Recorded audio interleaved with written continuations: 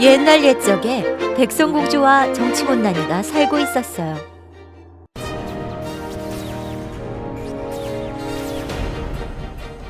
지난 8월 30일 밤 9시 30분 무렵 경기도 포천에서 미군 장갑차와 SUV 차량의 추돌 사건이 발생해 SUV 차량에 타고 있던 국민 4명이 모두 목숨을 잃는 사건이 있었습니다. 포천 시민들은 안전의 위협을 느끼며 사고 재발을 막아달라고 촉구하고 있습니다. 이 뉴스 좀 봐, 백성공주야. 이 사고로 국민 4분이 돌아가셨대. 정말 너무 안 됐다. 그러게 자녀들도 20, 30대 학생과 직장인이라던데 얼마나 상심이 클까? 그런데 이런 기사도 있어. 포천 시민들 사이에서는 미군이 SUV 차량 운전자 유족에게 7천만 원 이상의 수리 비용을 청구할 거라는 이야기가 돈대. 뭐라고?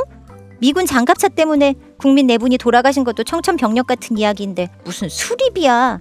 아니, 주한미군 입장에서는 그럴 수도 있지. 왜냐면 SUV 차량의 장갑차를 뒤에서 쳤잖아? 그러면 피해 보상을 해주는 게 맞지. 정치문란이야. 이 사고는 단순 교통사고가 아니야. 그렇게 보면 안 돼. 무슨 소리야?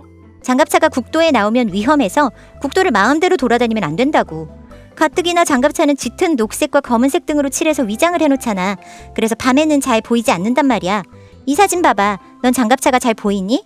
잘 안 보이긴 하네. 그래서 우리나라 군대에 있는 장갑차도 오후 4, 5시만 돼도 어두워서 위험하다고 국도를 이용하지 않는데, 장갑차가 아니라 일반 차량도 라이트를 켜지 않으면 도로에서 잘 보이지 않기 때문에 라이트를 켜지 않은 자동차 때문에 교통사고가 일어나면 일반 추돌 사고에 비해 사망률이 9배 정도나 더 높다고 하더라.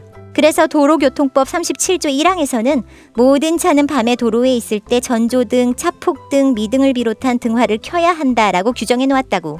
그런데 주한미군 장갑차는 라이트를 켠 것도 아니고 가뜩이나 잘 보이지 않는데 밤에 마구 돌아다니면 당연히 사고 위험이 크지 않겠어? 그건 그렇다고 쳐도 차량 운전자가 음주운전을 했다던데, 음주운전을 하다 사고를 냈으면 무조건 운전자 잘못이지. 안 그래도 사고 책임을 음주운전 탓으로 몰아가려는 분위기가 있더라고. 그런데 음주운전이라고 판명난 것도 아니야. 그래? 난 음주운전 했다고 기사를 본 것 같은데. 기사에는 음주운전 여부를 확인한다고 되어 있을 뿐이야. 그러면 확인 결과가 나왔어? 아니, 부검을 했다는데 아직 결과가 나오지 않고 있어. 국과수에서는 지난주 금요일, 그러니까 9월 11일에 결과를 알려준다고 했었대. 그런데 아직까지도 결과를 발표하지 않더라. 좀 늦어지나 보지 뭐. 그래도 음주를 했으니까 그런 사고를 냈지 않았겠어? 그런 식으로 자꾸 경찰이나 언론은 사고 책임을 음주운전 탓으로 몰아가던데 나는 이해가 안 되더라고. 기사를 보니까 사고 몇 분 전에 운전자를 바꿨다고 하던데 상식적으로 운전자를 바꾸는데 일부러 술 마신 사람으로 운전자를 바꿨겠니? 그러게. 일부러 운전자를 바꿨는데 굳이 그럴 이유는 없지. 그렇다면 음주 가능성도 물론 있겠지만 그건 부검 결과를 기다려보고 다른 요인 먼저 조사하는 게 맞는 거 아니야? 그런데 경찰은 음주운전을 기정사실화해서 조사를 하는가 하면 심지어 음주운전 외에도 다른 약물 가능성 등도 염두에 두고 있다고 밝혔어. 사고 났을 때 약물 가능성부터 의심하는 게 일반적이진 않은 것 같은데 말이야. 그래서 너는 운전자 잘못으로 몰아가고 있다는 거야? 미군과 우리 국민 사이에 사건이 발생했는데 미군에게 유리한 쪽으로 해석하려고 노력하는 것 같아서 하는 말이야. 당연히 우리 국민의 입장에서 사건을 들여다봐야 하는 것 아니야? 백성공자 봐봐.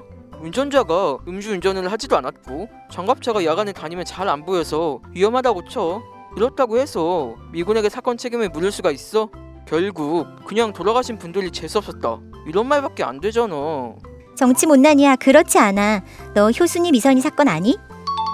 나 그거 알아. 미군이 장갑차로 2명의 여중생을 압사시킨 사건이잖아? 그런데도 주한미군이 미군 법정을 열어서 작은 애들끼리 쿵짝해서 무죄 판결 내려줬지. 나도 그때 촛불 집회에 나갔어. 그래, 맞아. 그 사건 이후인 2003년에 한국과 미국은 제2의 효순이 미선이 사건을 막기 위해 한미소파 합동위원회 특별회의에서 훈련 안전조치 합의서를 체결했어. 이 합의서에는 장갑차 이동 시 선두와 후미의 호송 차량을 동반해야 하고 72시간 전에 장갑차 이동 계획을 한국군에 통보하도록 규정했어. 그러면 한국군이 지자체를 통해 지역 주민들에게 언제 장갑차가 이동하니 조심하세요 라고 전달하는 거지. 아, 그게 정말이야?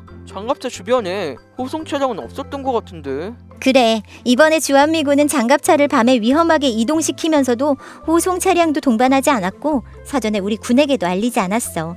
장갑차가 국도를 다니면 사고 위험이 있으니까 국민 안전을 지키기 위해서는 이런 조치를 해야겠다고 합의한 건데 이걸 안 지킨 거야. 호송 차량이 있었으면 사고가 나지 않았을 수도 있었다는 거야? 맞아. 장갑차 운전병이 갑자기 드라이브 하고 싶어서 장갑차를 몰고 나온 건 아닐 거 아니야? 윗선에서 장갑차를 이동시키라고 지시를 내렸을 텐데 그런 진상을 규명하고 미군이 왜 이런 안전조치를 지키지 않았는지 책임을 따져 물어야지.